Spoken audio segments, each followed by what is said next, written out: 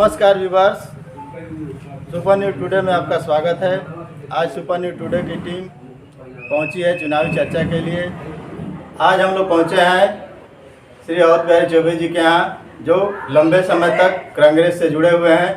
तो उनके बारे में और जानेंगे, क्योंकि ये कई चुनावी सभाएं कर चुके हैं, कई प्रधानमंत्रियों की चुनावी सभाओं को अब ये हैंडल कर चुके हैं।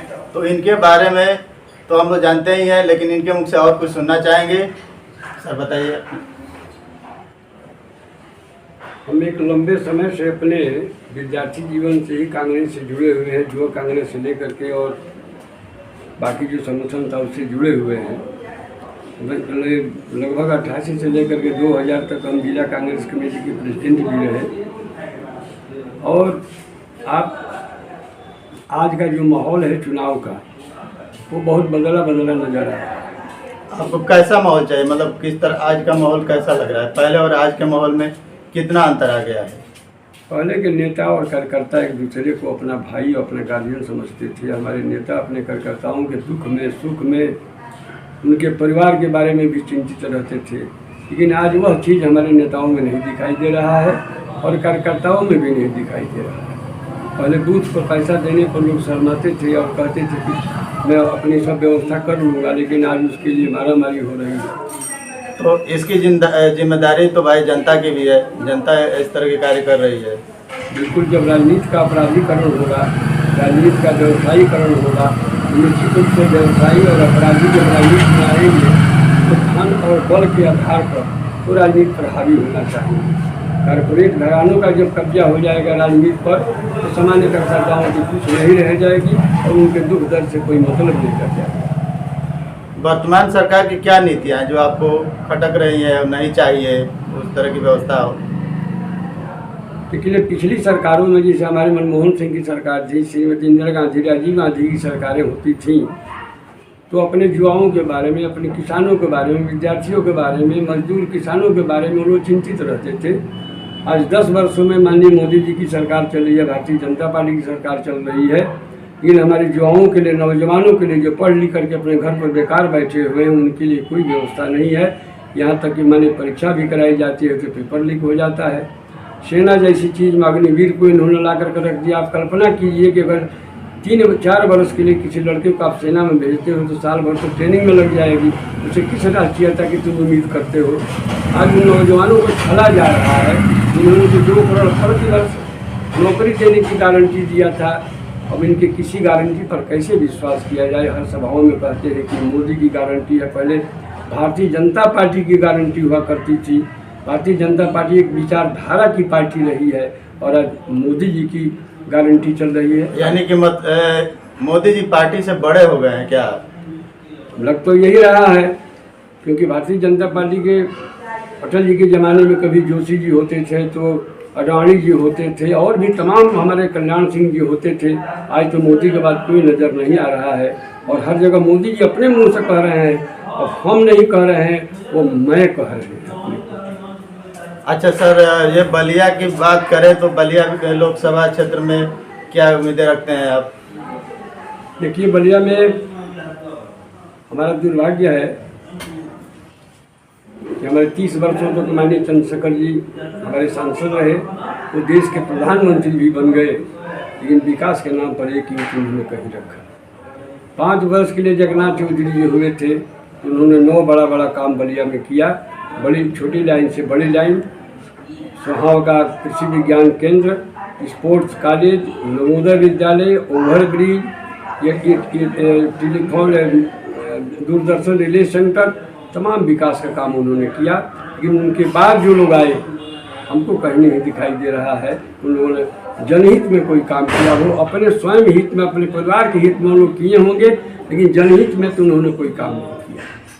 बलिया के लिए किस प्रकार का सांसद चाह रहे हैं? कैसा हो सांसद? बलिया का सांसद कैसा हो और उसकी प्राथमिकताएं क्या हो? देखिए, हम निश्चित रूप से कांग्रेस के कार्यकर्ता रहे हैं, कांग्रेस के प्रेसिडेंट रहे हैं।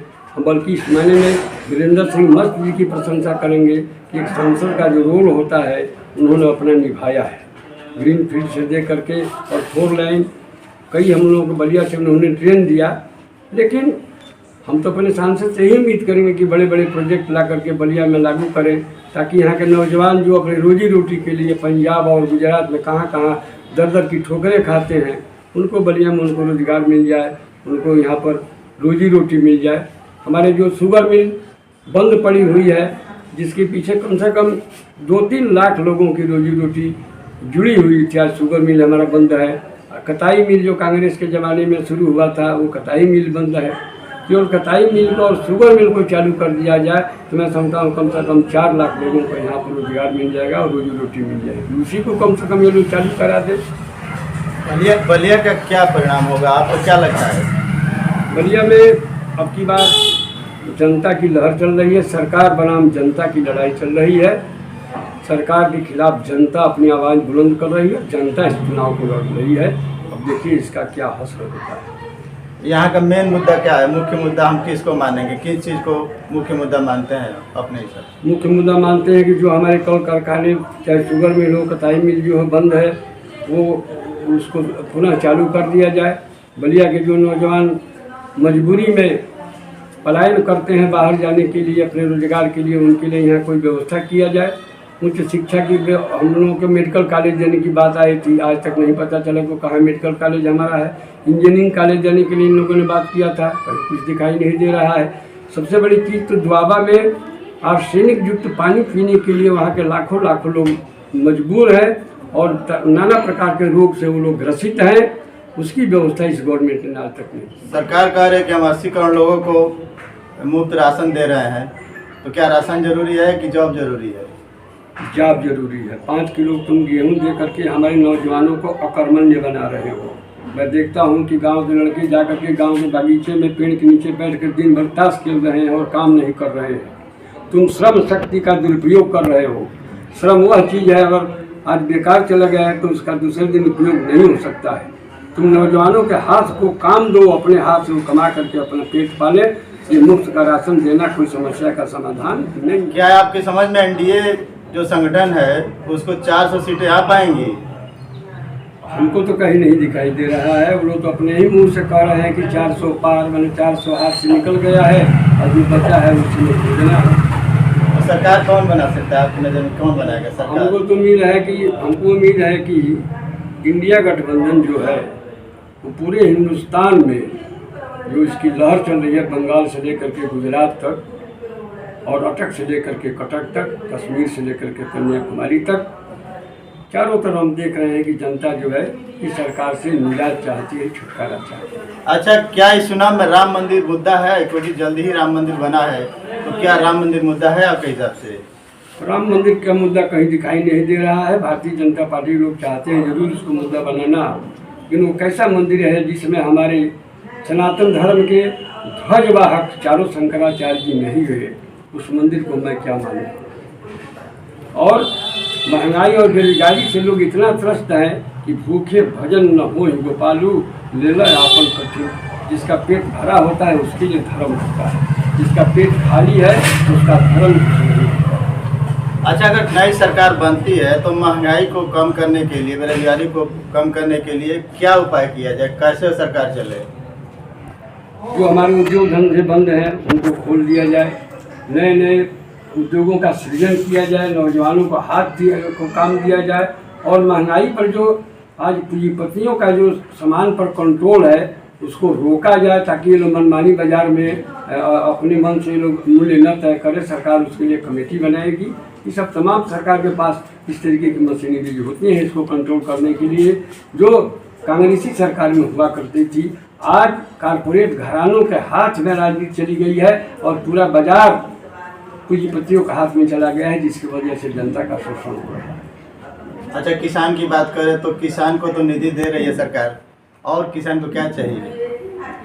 किसान को यही चाहिए कि मैं बलिया की ही केवल बात करता हूँ कि जगन्नाथ चौधरी जी कांग्रेस के जब एमएलए थे, सिंचाई मंत्री थे, तो पूरे बांगर इलाके में जहाँ केवल रेह होती थी उन्होंने नहरों का जाल बिछा दिया।